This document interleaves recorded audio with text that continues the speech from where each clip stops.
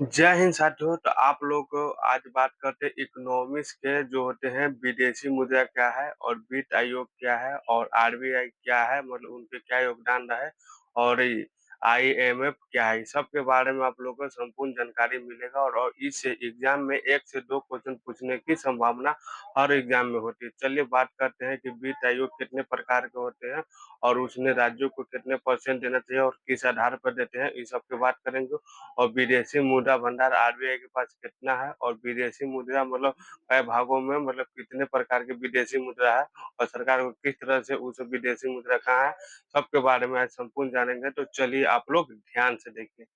देखिए वित्त आयोग को 2 भागों में बांटा गया, एक लंबवत लंबवत अंतरण विवितरण और क्षैतिज अंतरण विवितरण। एक में देखिए 15वें वित्त आयोग के सिफारिश द्वारा करों प्राप्त राजस्व का 41% सभी राज्यों के विविध होंगे एवं 1% जेएनके एवं लद्दाख के लिए। ठीक, आगे देखिए क्षैतिज आवंटन। इनके अनुसार राज्यों को निम्न आधार पर राजस्व का वितरण किया जाता है, जैसे 14वें वित्त आयोग और 15वें। ठीक है, राजस्व का मतलब सरकार नियम लगाती है कि इस आधार पर अपने हिसाब से लगाती है कि कौन राज्यों को किस आधार पर दिया जाता है। जैसे मान लीजिए आय आय दूरी के आधार पर 50%। जैसे में कोई मान लीजिए जैसे में डिपेंड करता है कि कौन राज्य की मतलब कौन राज्य की प्रति व्यक्ति आय कितना है। जैसे मान लीजिए कोई के परिवार में 10 परिवार है और 10 परिवार के इनकम 1 लाख रुपया है, तो उसमें मतलब जितना परिवार बट इनकम तो उसे भागा दीजिएगा, तो हर एक आदमी की जो इनकम है वो हो जाते हैं 10 हजार रुपया। मतलब 10 से भागा दीजिएगा, फुल फैमिली 10 को संतान से, और उनकी इनकम अगर 1 लाख रुपया है तो 1 लाख को 10 से भाग दीजिएगा, तो मतलब हर एक व्यक्ति की जो इनकम होती है वो 10 हजार रुपया होती है। ठीक है। और वन एवं पारिश मतलब वन एवं पारिश, जैसे जो भी कोई भी मान लीजिए पर जो प्रदूषित एरिया नहीं, जैसे कोई जो वन होते हैं, जो प्रदूषित एरिया नहीं होते हैं, मतलब प्रदूषित हटल होते हैं, उस पर डिपेंड करता है कि मतलब राजस्व जो केंद्र सरकार के राजस्व देखे, मतलब वो राजस्व ले सकता है, मतलब केंद्र सरकार से कुछ इनकम मतलब पर्यावरण के आधार पर भी ले सकता है। एक होता है क्षेत्रफल का अनुसार। जैसे बहुत सारे राज्यों के देखे, बहुत सारे राज्य का क्षेत्रफल कम होता है और बहुत सारे राज्य का क्षेत्रफल अधिक होता है। तो बहुत सारे राज्य का जिसका क्षेत्रफल होता है तो उसको इनकम भी राजस्व, मतलब राज्य राज्य सरकार उसको, मतलब जो केंद्र सरकार होते हैं उनको इनकम भी मतलब जो कम देते हैं। जो क्षेत्रफल बड़ा होते हैं तो उनको इनकम भी, जैसे मान लिया जाए अभी बिहार को कानूनी 25 करोड़ ऐसी कुछ मिलता है और यूपी के मोटामोटी 40 करोड़ रुपया मिलता है जो राजस्व के आधार पर। तो वो डिपेंड करता है कि राज्य कितना बड़ा है और उसके जैसे जैसे में राज्य कितना बड़ा है, जनसंख्या कितना है, इस आधार पर मतलब केंद्र सरकार उनको मतलब देती है। ठीक, जनसंख्या के आधार पर भी, क्षेत्रफल के आधार पर भी दिया जाता है। तो फिर जो 14वें वित्त आयोग इस आधार पर निकाले। ठीक है। 15वें में देखे डेमोग्राफी प्रेफरेंस जो होते हैं 12.5%, मतलब इसके आते हैं जो इनकम डिस्टेंस होते हैं जो 45 या देखिए 50% जो थे आय की दूरी, और एरिया एरिया 15% एरिया देखिए।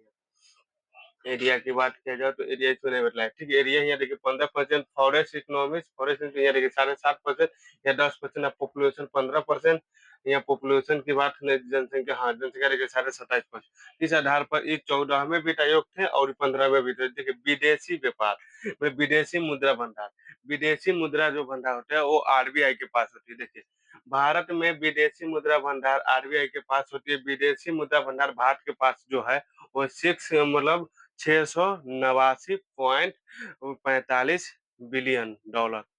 आगे देखिए विदेशी मुद्रा भंडार। देखिए विदेशी मुद्रा भंडार ये 4 आधार पे है: विदेशी करेंसी परिसंपत्ति स्वर्ण भंडार और विदेशी आदान अधिकार रिसर्च टेस्ट अधिकार। इस आधार पर हमारे पास विदेशी मुद्रा जो इसी 4 के आधार पर विदेशी मुद्रा आता है। देखिए विदेशी मुद्रा जो होते हैं, देखिए एस डी आर की स्थापना होती है 1969। 1969 जो होते हैं एसडीआर की स्थापना होती है। इनका काम क्या है,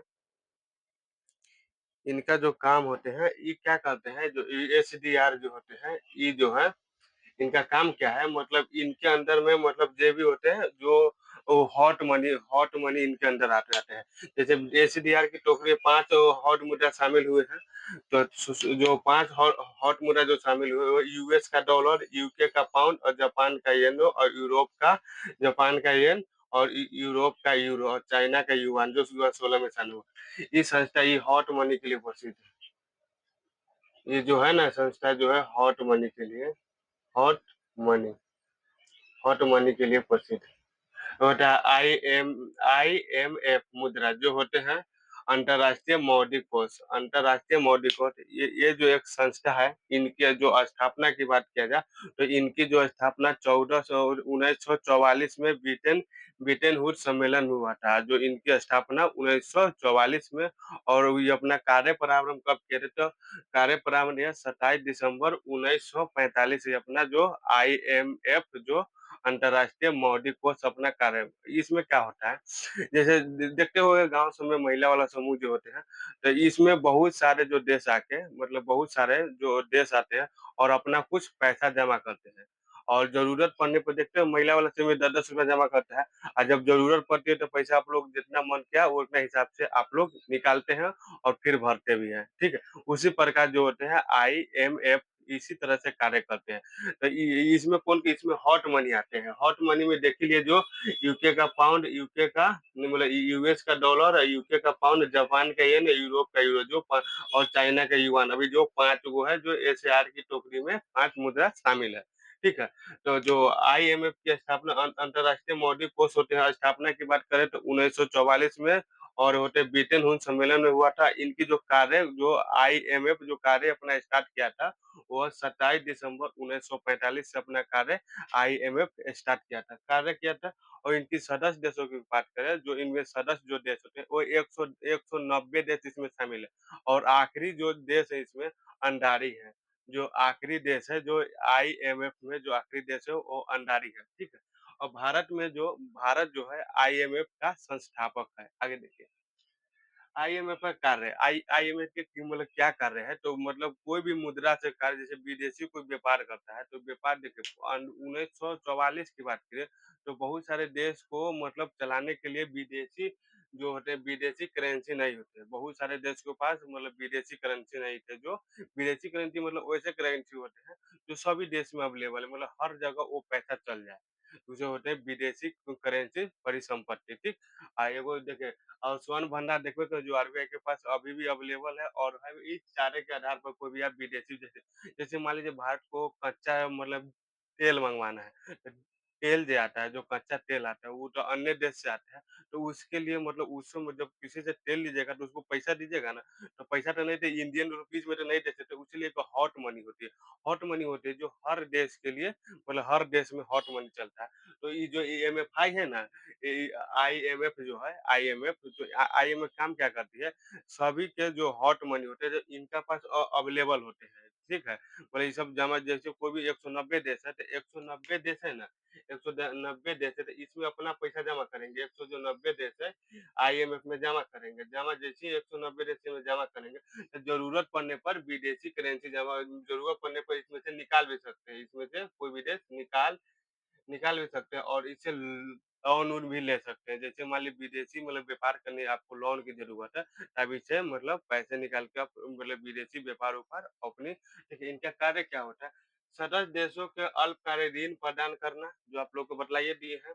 सदस्य देशों की स्थिति बनाए रखना मतलब कोई भी मतलब डगमगाता है जैसे हर देश को चलाने के लिए भाई पूंजी की जरूरत होती है और विदेशी व्यापार के लिए भाई संपत्ति की जरूरत है तो उसका जरूरत कौन करता है आईएमएफ ठीक है आगे देखिए विदेशी विनिमय दर की स्थिति को बनाए रखना सतत देशों के भुगतान को संकट का समाधान कौन करता है आईएमएफ ठीक है आईएमएफ देखिए आईएमएफ का रिपोर्ट जो होता है वर्ल्ड इकोनॉमिक आउटलुक देख भारत का जो कोटा है जो 2.75%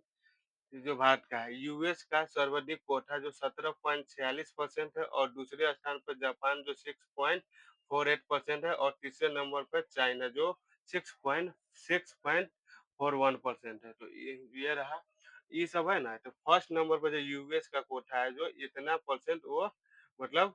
जमा करता है भारत अभी 2.75% जमा करता है ठीक है फिर दूसरे नंबर पर जापान जो 6.48% जमा करता है और तीसरा जो चाइना जो 6.41% जो जमा करता है तो ये रहा वित्त आयोग विदेशी मुद्रा और विदेशी व्यापार रहा और आगे आगे अगले क्लास में हम लोग बैंकिंग के ऊपर बात करेंगे कि बैंकिंग क्या है बैंकिंग का क्या कार्य है और बैंकिंग की क्यों जरूरत पड़ी सभी के लिए कल बात करेंगे तो आज के लिए इतना ही मिलते हैं नेक्स्ट वीडियो में जय हिंद जय भारत